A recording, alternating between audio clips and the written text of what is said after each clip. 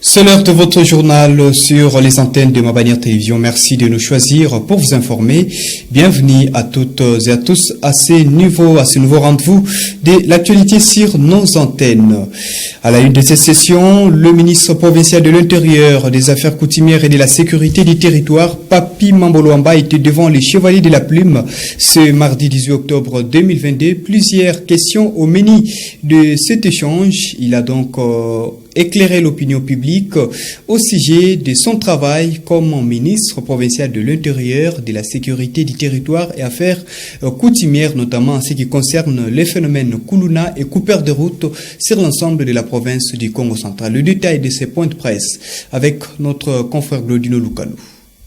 Quelques mois après son accession à la tête du ministère provincial de l'Intérieur, décentralisation et de la sécurité du territoire, Papi Mambolo-Wamba a tenu un point de presse ce mercredi 18 octobre 2022 dans son cabinet de travail. 3 sujets étaient à l'ordre du jour, à savoir la situation sécuritaire dans la province, les conflits coutumiers et la polémique autour de la rétrocession des ETD. En ce qui concerne l'insécurité, le ministre Papi Mambo affirme que le gouvernement provincial a pris toutes les dispositions nécessaires pour éradiquer les phénomènes Kuluna, coupeurs des routes et autres. Nous sommes en train de lutter avec la police et les services apparents et non apparents pour pouvoir, si pas éradiquer les phénomènes, mais réduire les taux. Et sur les plans des arrestations, nous avons 25 Kuluna arrêtés à Kasangulu, Mbanzangongo, Kulungongo. Nous avons aussi des Kuluna arrêtés à Kimpese, on a transféré ici à Matadi. Et nous avons aussi à Luozi des gens qui sont arrêtés 10, qui sont déjà disponibles à être transférés. Et un autre phénomène, c'est les coupés de route. Ceux qui prennent la route nationale numéro 1 au niveau de 9 étages, village Diaki. Là, il s'est dirigé un groupe de bandits qu'on appelle coupés de route. Chaque fois, ils étaient en train de commettre des forfaits. Mais grâce à la police, nous avons pu récupérer quelques-uns qui sont aux arrêts au niveau de Kasangulu. Et entre Lokala et Jimpese, il y avait aussi des coupés de route. Ils ont été arrêtés et acheminés ici à Matadi. Et nous allons doter bientôt là des nouvelles jeeps pour la police. Et il y aura des motos en fait de surveiller la nation numéro 1 et puis de chercher à traquer tous ces coupeurs de route. Quant au conflit coutumier, le numéro 1 de la sécurité en province annonce avoir déjà traité un grand nombre de dossiers de conflits sur les 400 et quelques laissés par ses prédécesseurs. Il a en outre affirmé que les différents cas d'incendie enregistrés en province ne sont à aucun cas liés à une quelconque infiltration. À 60% de l'insécurité dans la province de Congo central, ce sont des conflits coutumiers que nous avons hérité par notre prédécesseur. Nous avons hérité des corps sans vie, mais gardés à la mort de 3 ans, 4 ans. Pourquoi? Parce qu'il y avait un conflit au niveau des entités. Les familles étaient incapables de pouvoir enterrer les leurs parce qu'il y avait conflit. Grâce à l'équipe que j'ai, nous nous sommes mis au travail. J'ai décidé de ne pas rester au bureau, d'être sur le terrain, afin de pouvoir trouver la solution par rapport au conflit coutumier. Aujourd'hui, je peux vous rassurer, nous avons presque 60 dossiers à pouvoir traiter. 300 autres dossiers ont été traités. On nous a informé aussi qu'il y avait des militaires au niveau de Gombeside. Je tiens à préciser l'opinion provinciale et nationale que nous n'avons pas de frontières avec les Rwandais au niveau de Mbanzangongo. S'il y a la présence des militaires, des policiers au niveau de Mbanzangongo, je pense qu'on peut nous prouver même des photos de ces militaires. Notons que le ministre provincial de l'Intérieur a tenu ses points de presse dans le cadre du principe de la redevabilité. Toujours dans ce chapitre, quid de la rétrocession des fonds vers les entités territoriales décentralisées et déconcentrées et aidées en cible, le ministre provincial de l'Intérieur, Affaires coutumières et sécurité du territoire, Papi Mambolo-Wamba plutôt, a donc profité de cette conférence de presse pour mettre les points sur les i. Nous sommes un gouvernement responsable. Nous pouvons faire des histoires en tâtonnant. Nous avons analysé sur 30 administrateurs du territoire, il n'y a que 18 qui sont en poste. 12, soit il a perdu sa patente par décès, les autres ont démissionné. Il y a des territoires où il n'y a pas de directeur du territoire. Mais vous voulez rétrocéder l'argent dans ces entités-là, au niveau du secteur. Si les 55 secteurs nous avons dans la province du Congo central, il y a 44 qui sont gérés par des intérimaires. Est-ce qu'ils sont responsables? J'ai avec moi la note circulaire par rapport aux intérims. Un intérimaire avec 13 missions ne peut pas prendre de grandes décisions. Et vous voulez confier beaucoup d'argent à ces gens-là? Quel garde-fou est-ce que vous avez? Or, nous avons la mission de pouvoir construire nos secteurs, avancer la province, en commençant par la base, par le secteur. C'est ça aussi l'autorité de l'État. Restaurer l'autorité de l'État à partir de la base. Nous avons constaté que dans le passé, c'était plutôt la ville de Matadi qui était considérée comme la province du Congo central. Non, c'est faux. La province du Congo central est constituée de 55 secteurs, 10 territoires, 2 villes. C'est ça l'ensemble de la province. S'il faut développer la province, ce n'est pas ici à Matadi. On voyait souvent les gens défiler autour du stade de Lumumba. C'était comme si c'était cette infrastructure qui devait développer la province du Congo central. Nous avons dit non. Nous avons mené des études et nous avons demandé dans chaque secteur de pouvoir nous présenter la liste des comités locaux de développement. Nous avons jugé bon de pouvoir installer les comités locaux de développement dans chaque secteur. Les représentants des églises, des chefs coutumiers, la société civile, les notables. Et c'est cette commission qui va présenter aux chefs de secteur des projets de développement de leur secteur. Nous avons demandé aux chefs de secteur d'ouvrir des comptes. Ils ont des comptes dans des banques, mais ces comptes sont débitaires parce que vous savez, les régimes passés n'ont pas rétrocédé au secteur, les comptes sont tombés débitaires, ils doivent en principe annuler les comptes et rouvrir d'autres comptes pour nous permettre d'affecter cet argent. L'argent existe à la Banque centrale. Le gouverneur Mbadou avait envoyé 1000 sacs, 1000 tonnes, $50 000, mais il y a des inachevés partout. C'est face à ces erreurs, nous sommes arrivés. Et n'oublie pas, moi j'étais au Parlement, j'ai effectué beaucoup de mesures de contrôle dans ce sens. C'est pour nous sommes en train de corriger les erreurs du passé, en créant une CL2 dans chaque secteur, et nous allons maintenant envoyer des fonds. L'innovation, c'est quoi en tant que ministre de l'Intérieur? Chaque administrateur du territoire doit présenter le rapport de sa gestion au ministre de l'Intérieur que je suis. Chaque jour, rapport sécuritaire. Chaque mois, rapport de gestion. Nous changeons complètement des chapitres. Ouverture d'un nouveau centre de passation d'examen d'État dans les territoires de Mbanza-Ngungu. C'est plus précisément dans la localité d'Ekivulu. Les habitants de cette partie de la province du Congo central se réjouissent de cette innovation car les années antérieures, soit dans les passés, leurs enfants parcouraient environ 50 km seulement pour aller présenter les épreuves certificatives de l'exéta en colomission ou encore à Mbanza-Ngungu. Le détail, c'est dans ce reportage de notre correspondant Dien Kembo Wankibila à Mbanza-Ngungu. Les parents d'élèves, les jeunes et les autres habitants de Kivulu très contents. J'ai aimé parce que depuis l'Antiquité jusqu'à nos jours, c'est la toute première fois dont nous avions senti une de très bonnes choses comme ça. Tous les parents sont très contents. Dans les jours passés, les élèves partaient à Colomission, partaient à Mbanza-Ngungu pour aller présenter l'examen d'État. Au jour d'aujourd'hui, c'est une grâce, c'est une opportunité nécessaire. Kila kia kingi mudiambu mambu batuvangi di mena mamboti batufidi di centre kwaku kikeli tukeli bagumbu mewu kiwumbu kibetu kikatu kit. Déterminé à matérialiser la politique de sa hiérarchie dont les principales orientations sont contenues dans le récent rapport de la dernière revue annuelle des performances, le directeur provincial de la province éducationnelle du Congo central 2 s'est dit heureux de l'appropriation sans faille des instructions officielles sectorielles par les animateurs pédagogiques dans cette contrée. Le Proved a aussi remis aux chefs d'établissement des écoles techniques, des matériels didactiques et des cahiers d'UNICEF aux enfants du primaire. Sur les traces du ministre des tutelles Tony Mwabakazadi, le Proved de Jean Tshisekedi ne s'est pas laissé par le tas de la rousse d'Ekivulu.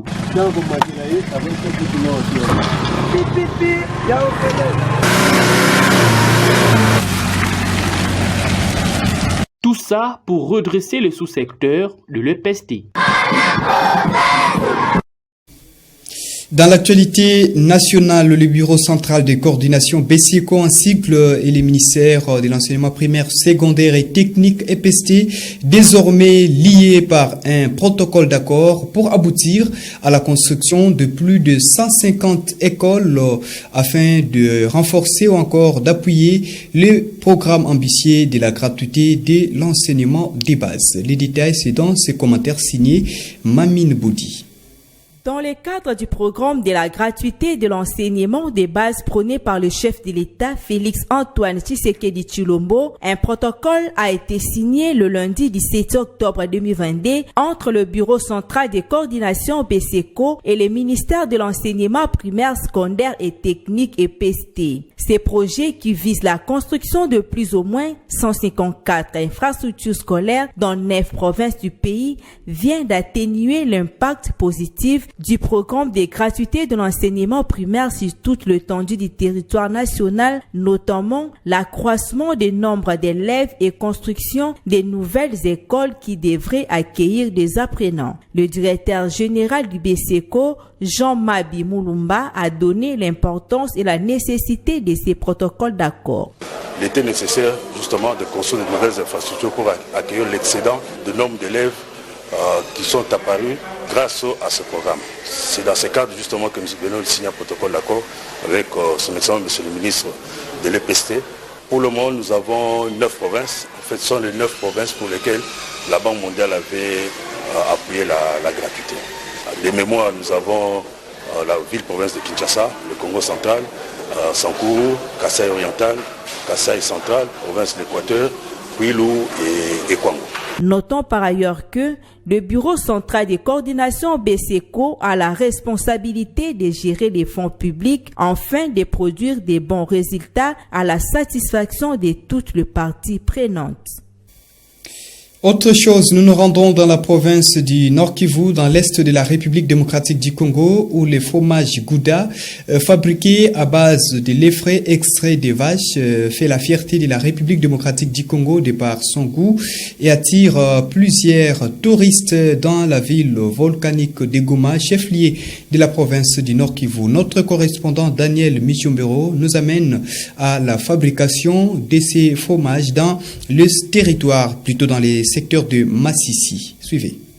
Seboutimba Nyakamana est un ancien du domaine, éleveur depuis 1985 dans cette ferme de Luanga qui compte plus ou moins 100 bétail. Il affirme en avoir tiré profit avec une grande capacité de production de lait par jour.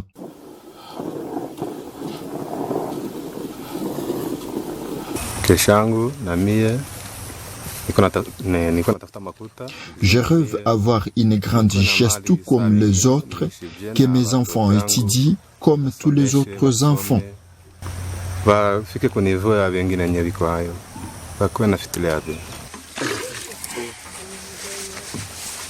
Le lait produit à la ferme est conduit à la laiterie pour les traitements et enfin obtenir le fromage. Mugabo Moussa est le technicien de la laiterie. Il réceptionne de bouteilles de lait, les examine avant de lancer le processus de traitement proprement dit.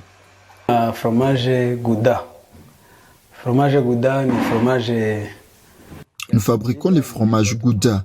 Il s'agit d'un bon fromage. C'est un fromage spécial. Il est bien entretenu. Il respecte le processus du fromage. Nous le préparons pour tuer les microbes et après, nous suivons le processus.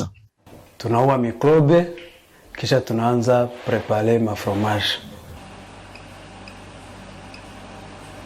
Un travail remarquable dans la ville de Goma, mais sous pression et une insécurité indescriptible. Alphonse Moïré, responsable de l'association des éleveurs du Nord Kivu à Kogenoki, dénonce des personnes mal intentionnées qui découpent à la machette des vaches, source de fromage à Massissi.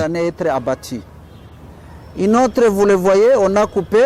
Nous avons des problèmes liés à l'addiction du bétail et du vol.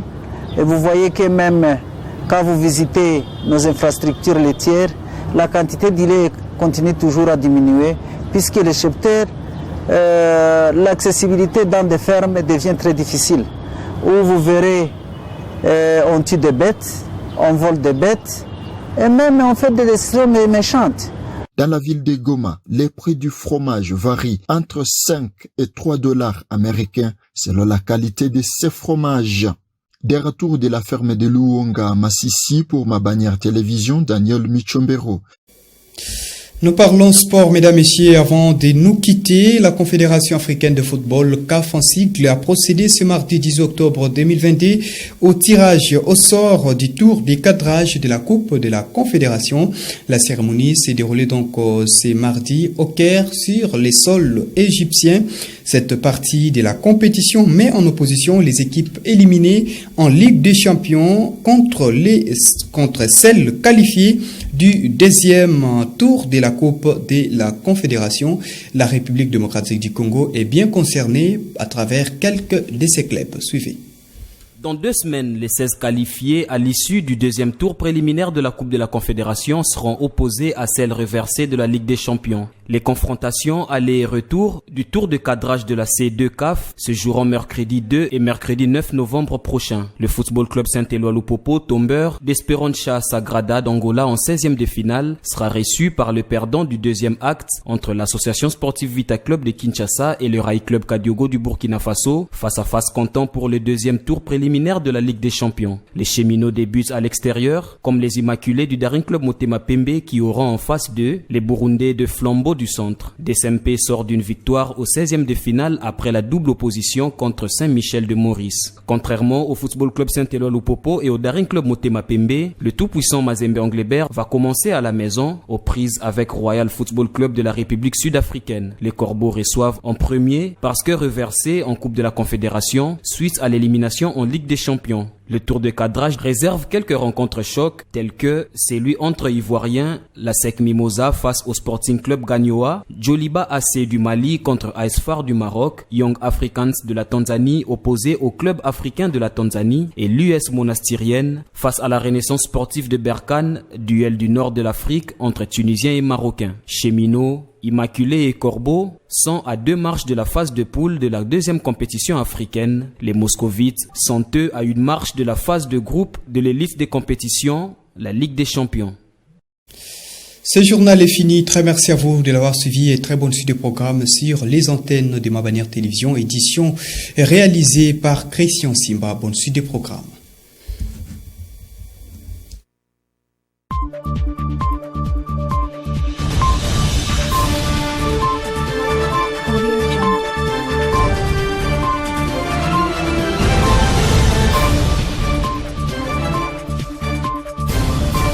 Audio Jungle.